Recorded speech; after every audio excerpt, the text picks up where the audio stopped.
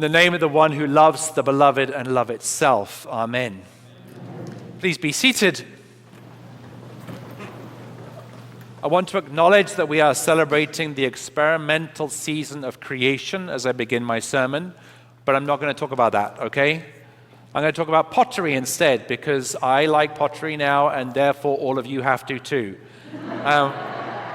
So in my sabbatical, I started learning how to do ceramics. And I want to say there was that first couple of times I went to the clay lab, and I didn't know what anything was. I didn't know how to do anything. I didn't have any skills. I didn't know what a slab roller was. I didn't know what the tools were and how you used them. I didn't know what the glazing station was, and I had to have somebody tell me. And gradually I'd begin to learn what something did. I'd learn what slab building was, what coil building was, what a pinch pot was. I'd learn how to turn a pot on the wheel, not very well, but I did learn how to do it. And gradually I figured out what all of the different zones of the clay lab was, the studio, and how to use all of the tools. So much so that yesterday when I was there, I was standing at the slab roller realizing, oh, I know how this works. I know how to operate this. I know how to measure the clay properly. And I know how to make the thing that I want to make.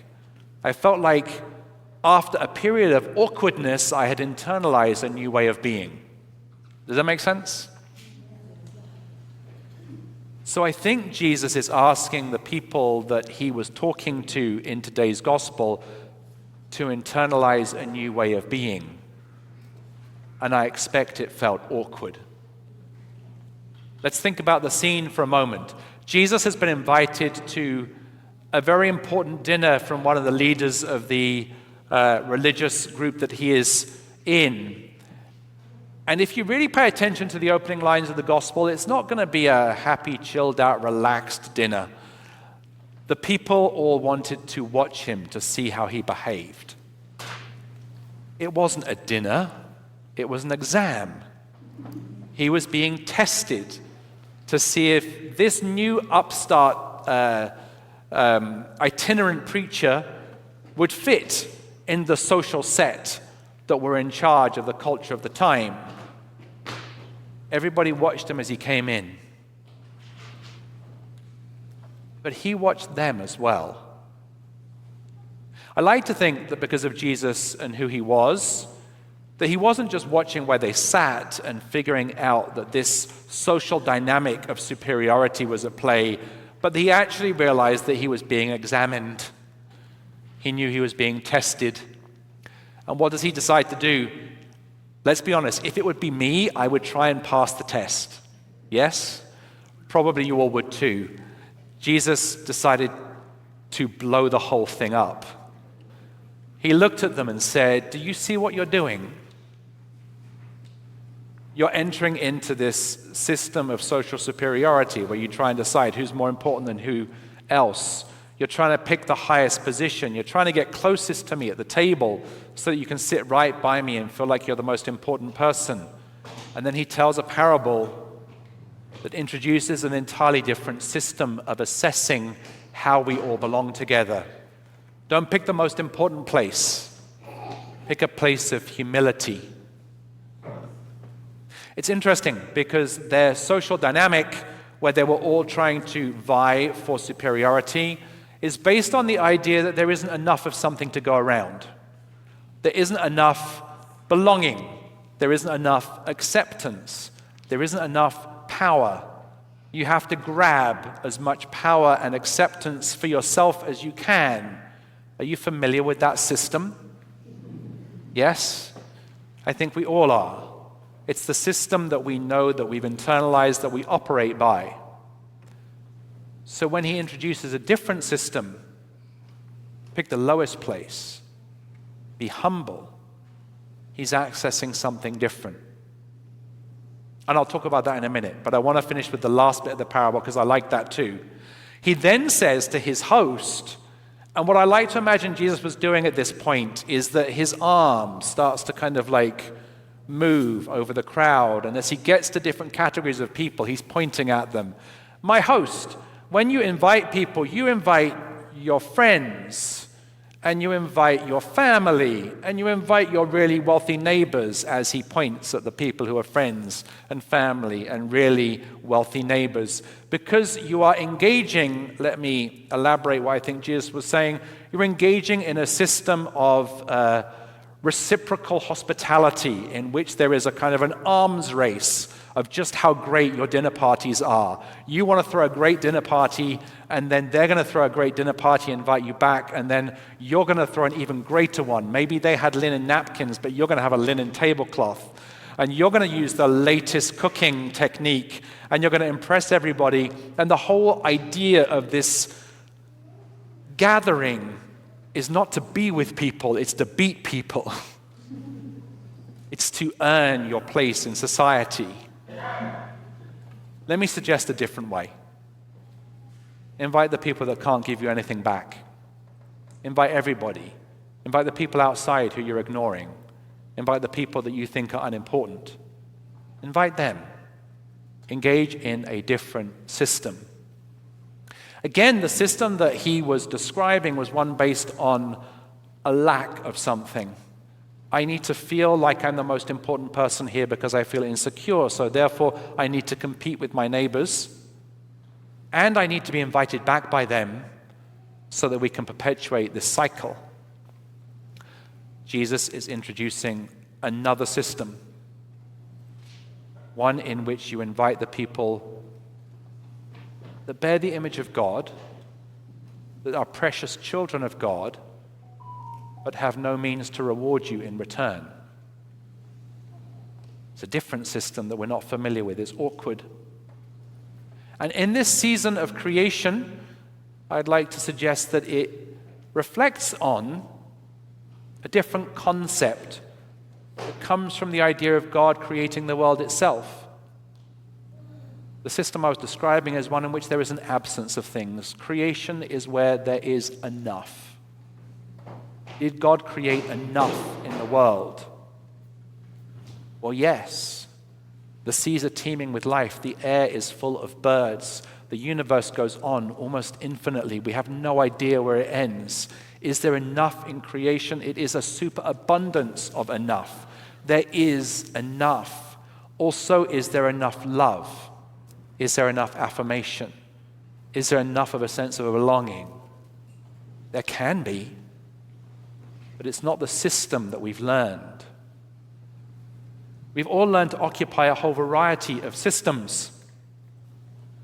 These parables are describing social systems where we have to compete with one another and do better than the person next to us and get power and network so that we can be the most important.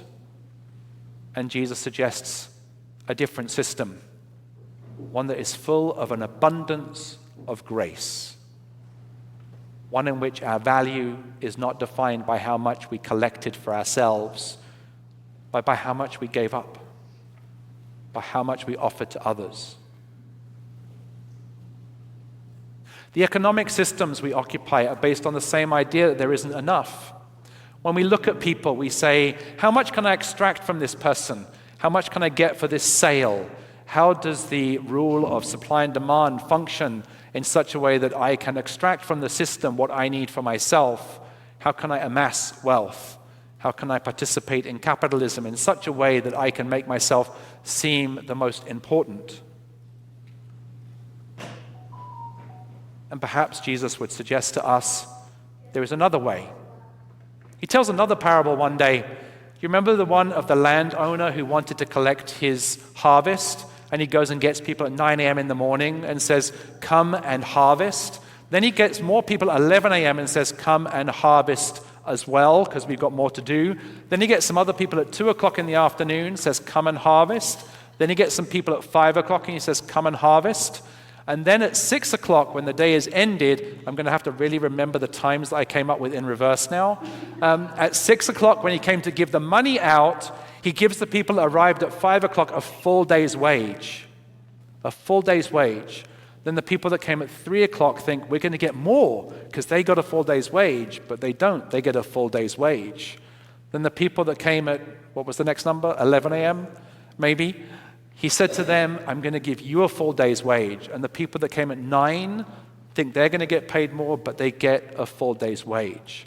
And they all say, it's not fair.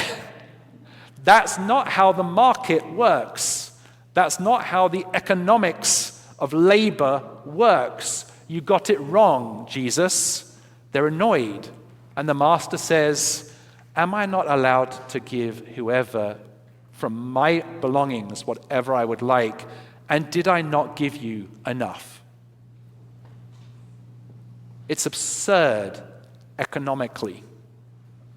But what Jesus is saying to us is the rules of economics do not apply to grace. This is a different system. It's a different system. It has different rules. The kingdom of heaven, the commonwealth of my love, does not operate by the system of economics. We all know how the system of retributive violence works. If somebody hits me, I hit them back, and I hit them harder. Then they might hit me back even harder. And eventually we escalate into self-destruction because we are so angry at each other that we want to destroy each other. And yet Jesus, on the cross, the victim of immense violence, looks out and says, stop this cycle. There is a different system. It's one that's full of grace and forgiveness. He says, Father, forgive them, for they don't know what they're doing. And introduces a new, unfamiliar system to all of us and invites us to occupy a different way of living. I'd like to say that we all know how to operate in the systems where there is not enough to go around. And Jesus often invites us to recognize that there is a different pattern available to us. And it's always there. But it feels awkward. We don't know exactly how it works. We have to learn some of the terms. We have to learn how to occupy it. It isn't second nature for any of us. One suggestion is that when we come across one of those systems in which there is not enough to go around, we could take a deep breath and count to 10 and ask, what would Jesus do in this set of circumstances? Perhaps inviting some of the dynamics of the system of grace into our response. Perhaps at the moment in particular when we are talking to a loved one or a relative who has very different political views from us, we could stop because our instant reaction would be to argue with them and try and prove that we're right and they're wrong. But the system of grace might invite us to pause, take a deep breath, and ask, why are they in pain? What's hurting at the moment in their hearts? How could I hear them in a deeper way?